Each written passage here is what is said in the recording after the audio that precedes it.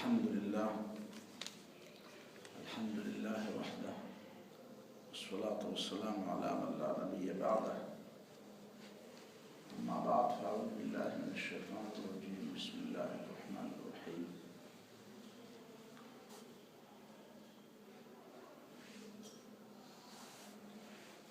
إنك لا تهدي من أحببت ولكن الله يهدي من يشاء وهو أعلم بالمهتدين صدق الله العظيم.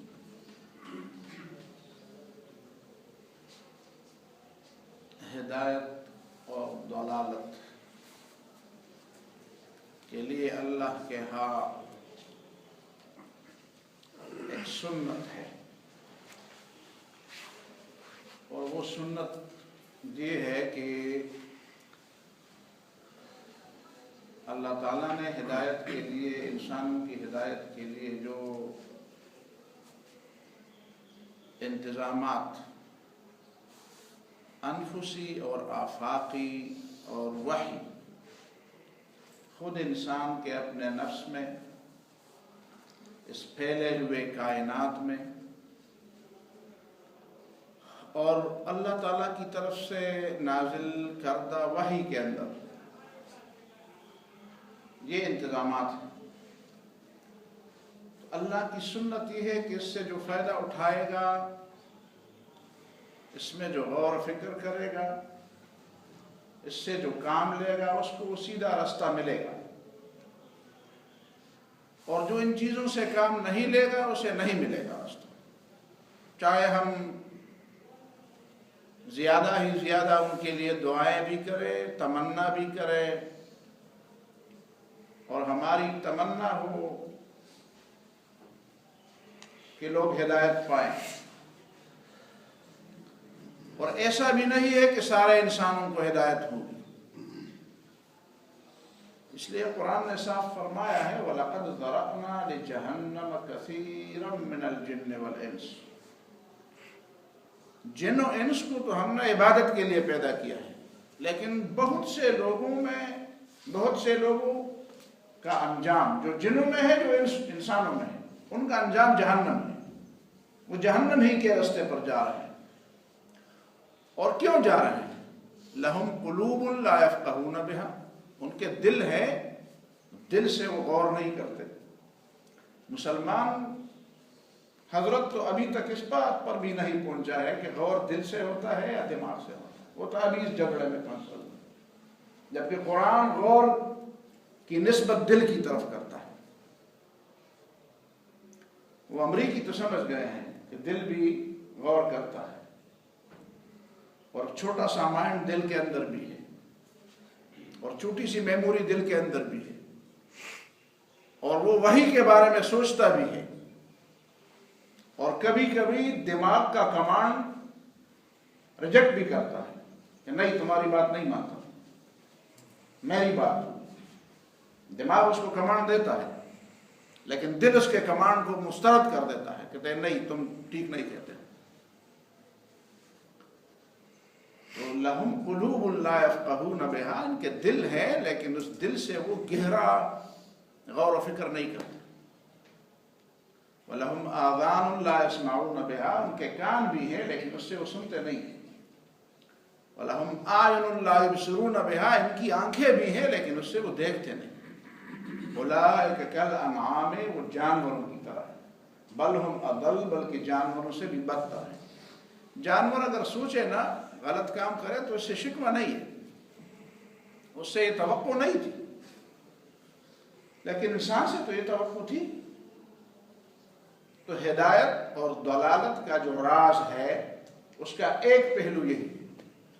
دوسرا پہلو اس کا یہ ہے کہ وہ اللہ تعالیٰ کے ہاتھ میں ہے، اس کے ہاتھ میں ہے، اس کے اختیار میں ہے. يُضِلُّ مَن يَشَاءُ وَيَهْدِي مَن يَشَاءُ.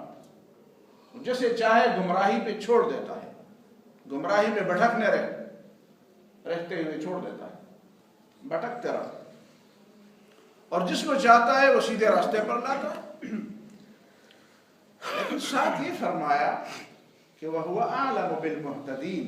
اسے پتہ ہے ہدایت کس کو دینی ہے، اسے پتہ ہے ہدایت کس کو دینی ہے. ظاہر ہے وہ چاہتا ہے کہ وہ لوگ ہدایت پائیں، وہ چاہتا ہے، اس نے تو وحی اسی لیے بھیجی ہے، اس نے تو پیغمبر اسی لیے بھیجے، اس نے تو اس کائنات میں غور و فکر کے دروازے اسی لیے کھول دیے، اس نے تو بشارت اور انذار اسی لیے بھیجے، پیغمبروں کو وحی کو اسی لیے بھیجا، انسان کے اندر ہدیناہ النجدین، نیکی بدی کی تمیز اسی لیے تو رکھ دی، اور اس کے ساتھ ساتھ واللہ یدعو الی دار السلام، اللہ دعوت دیتا ہے، اللہ بھی داعی ہے، اللہ دعوت دیتا ہے، جنت کی طرف دعوت دیتا ہے، سلامتی کے گھر کی طرف وہ بلاتا ہے لوگوں کو، واللہ یدعو الی الجنت والمغفرۃ باذنہ، وہ جنت کی طرف لوگوں کو بلاتا ہے، مغفرت کی طرف لوگوں کو بلاتا ہے، لیکن کتنے لوگ ہیں کہ اس بلاوے پر وہ کان دھرتے ہیں، توجہ دیتے ہیں، اس کو اہمیت دیتے ہیں۔ اور ایک تیسری چیز بھی ہے، وہ تیسری چیز ہے اللہ تعالیٰ سے دعا مانگنا۔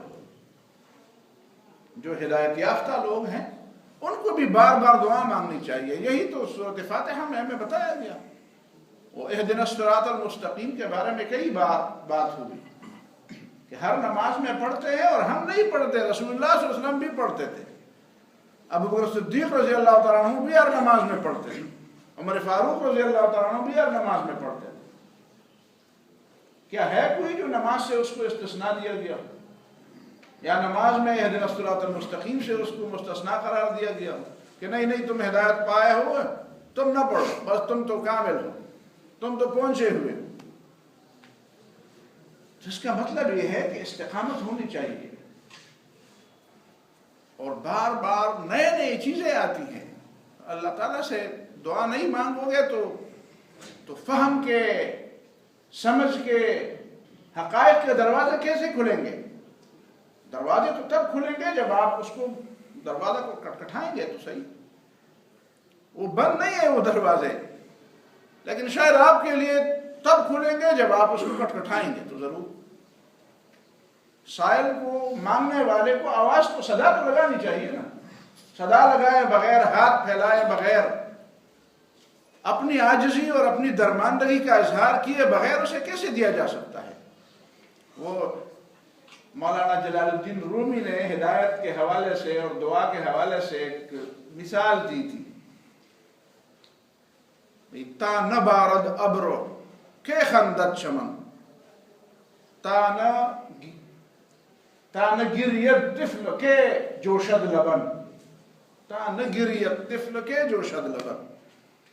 یہ ماں کے سینے میں ممتا تو ہوتی ہے، محبت ہوتی ہے بچے کے ساتھ، لیکن وہ ماں کاموں میں مشغول ہوتی ہے۔ جب بچہ روتا ہے تو اس کے رونے کی وجہ سے یہاں پہ سینے میں دودھ کو جوش آتا ہے، تو پھر ماں کا بھی دل ہوتا ہے کہ نہیں، بچے کو سینے سے لگاؤ، اسے پلاؤ، اسے کھلاؤ۔ بچہ نہیں روئے گا تو یہاں پہ دودھ کو جوش نہیں آئے گا، اور تا نہ گریت، بادل جب تک وہ نہ برسیں تو کیا خندت چمن، وہ چمن اور سبزہ، وہ سبزہ کیسے پھلے گا، پھولے گا؟ لیکن آج کل یہ نئے سبزہ یہ اگانا شروع ہو گیا ہے، پتے نئے اگنے شروع ہو گئے ہیں۔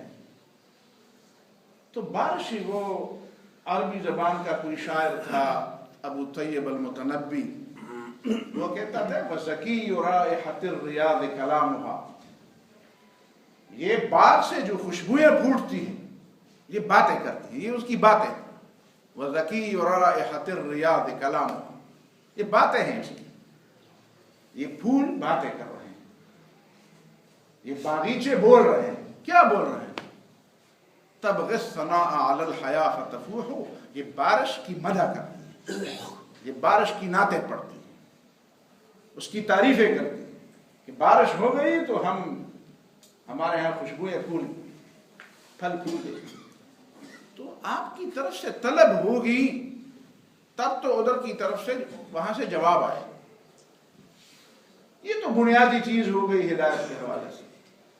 اب مشکل یہ ہے کہ مسلمانوں کے لیے بھی دین کی بات سمجھنا مشکل ہو گئی ہے، اور وجہ یہی ہے جو میں نے بتا دی۔ آپ سروے کریں کتنے مسلمان ہیں جو اللہ تعالیٰ سے سمجھ کی دعا مانگتے ہیں؟ میں اگر اس مجلس میں بتاؤں کہ وہ لوگ ہاتھ اٹھائیں جس نے پچھلے ہفتے جمعے سے لے کر اس جمعے تک کم از کم 2 دفعہ اللہ تعالیٰ سے یہ دعا مانگی ہو کہ اللہ مجھے سمجھ، حالات کی سمجھ عطا فرما، تو کتنے لوگ ہاتھ اٹھائیں؟ حالات کی سمجھ عطا فرما۔ ایک غیر مسلم بھی، ایک نان مسلم بھی جو اللہ پر یقین نہیں رکھتا، وہ بھی 2 جمع 2 4 کی طرح تجزیہ کرتا ہے، کیونکہ ایسا ہے تو ویسا ہوگا، اور ایسا نہیں ہے تو ایسا نہیں ہوگا، حالات ایسے بتا رہے ہیں، اسباب ایسے چل رہے ہیں۔ اور ایک مسلمان بھی، وہ بھی اللہ کی بات کو نفی کر کے، اس کا استثناء کر کے، اسے کسی حساب میں بھی نہیں لاتا۔ قرآن نے پہلے فرمایا تھا یعلمون ظاہرا من الحیات الدنیا وہم عن الآخرۃ غافلون، ظاہری طور پر تو تمہیں سمجھ دی گئی ہے دنیا کی چیزوں کی، پہلے سے دی گئی، لیکن جو چیزیں آنکھوں سے اوجھل ہیں تم اس کو حساب میں نہیں لاتے، حالانکہ وہ چیزیں حساب میں لانے کی ہیں۔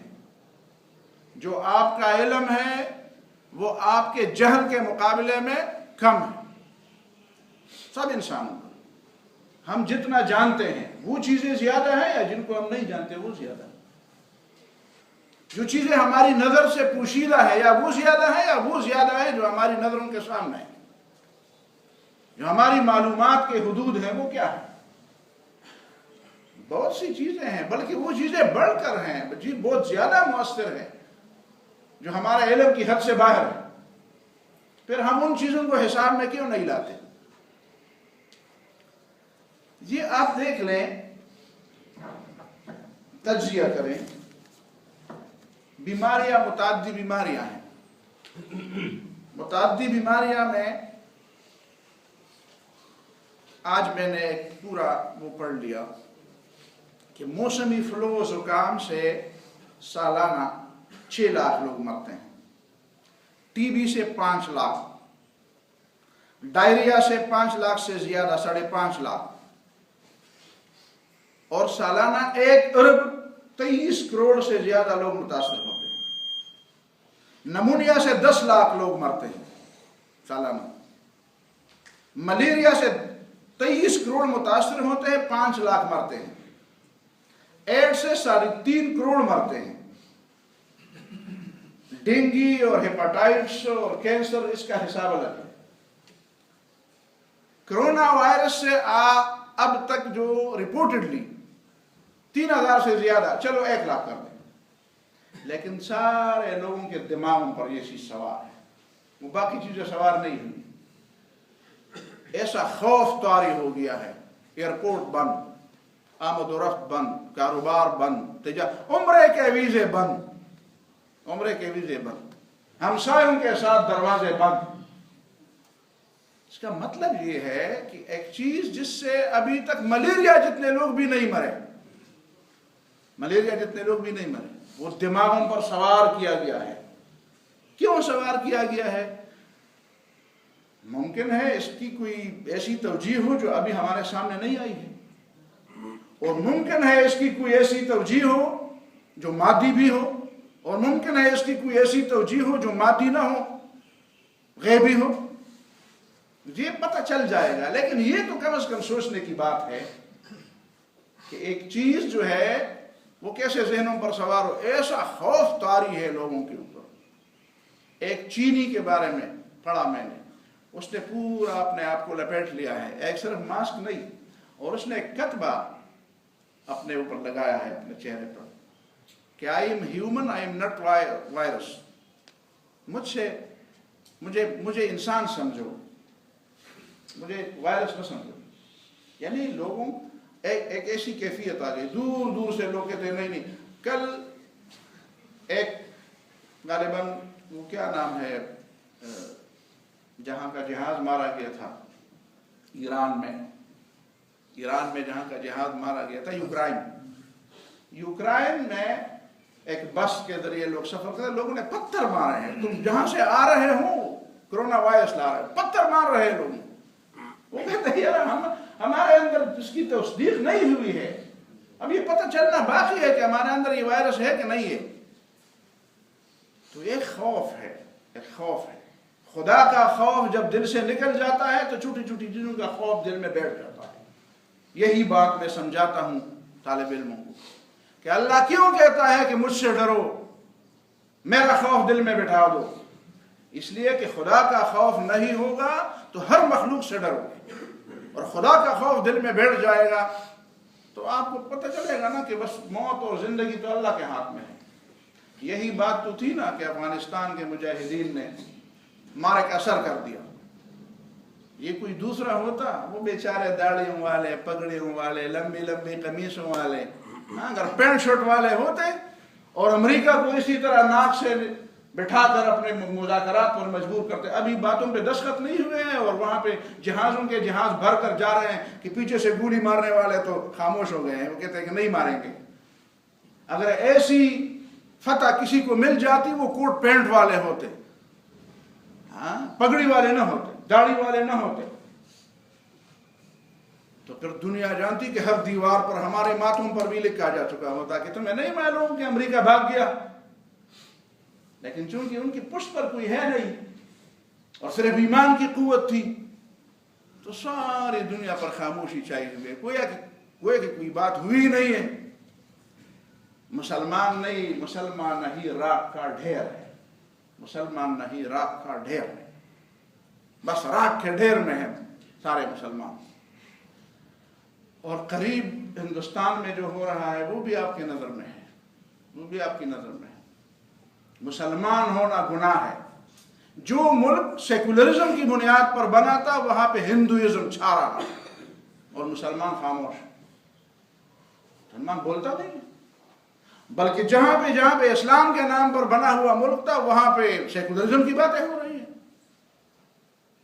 آخری بات میں آپ کے سامنے رکھوں، میں ایک بات پہ مطمئن ہوں، ضمیر میرا مطمئن ہے کہ ایک وقت بہت قریب آنے والا ہے، کچھ لوگ مجبوری سے کلمہ پڑھ رہے ہیں۔ فارسی میں کسی نے کہا تھا نا، کافر نہ توانی شد لاچار مسلمان شو، کچھ لوگ جو ہے وہ مجبوری سے کلمہ پڑھ رہے ہیں، اس لیے کہ وہ کافر نہیں ہو سکتے۔ مسلمانوں کے آپس میں رہتے ہیں تو کیسے کافر بن جائے، ورنہ وہ دل سے کافر ہیں۔ تو ایک وقت آنے والا ہے کہ شاید کافروں میں کچھ ایسے لوگ ہیں جو دل سے مسلمان ہیں لیکن وہاں پہ دیواریں چنی گئی ہیں، تو وہ دیواریں ہٹیں گی تو وہ اسلام کا کلمہ پڑھ لیں۔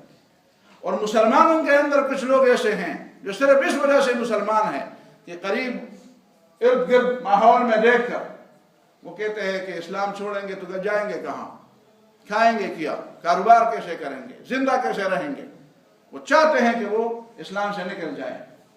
تو ایک وقت آئے گا کہ دودھ کا دودھ اور پانی کا پانی ہونے والا ہے، اور یہ بات حدیث میں ہے اور یہ قیامت کے نشانات میں ہے کہ یکون الناس فی فسطاطین، فسطاط ایمان لا نفاق فیہ وفسطاط نفاق لا ایمان فیہ۔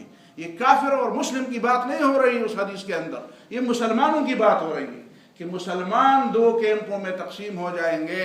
کچھ لوگ ایسے ہوں گے جو مسلمان تو ہیں بظاہر لیکن حقیقت میں منافق ہیں، وہ منافق الگ ہو جائیں گے، وہ ایسے منافق الگ ہو جائیں گے جو حقیقت میں وہ کافروں کے ساتھ ملے ہوئے ہیں، وہ ہے تو مسلمان، اپنے آپ کو مسلمان کہتے تھے لیکن چھانٹ جائیں گے، دو کیمپ بن جائیں گے۔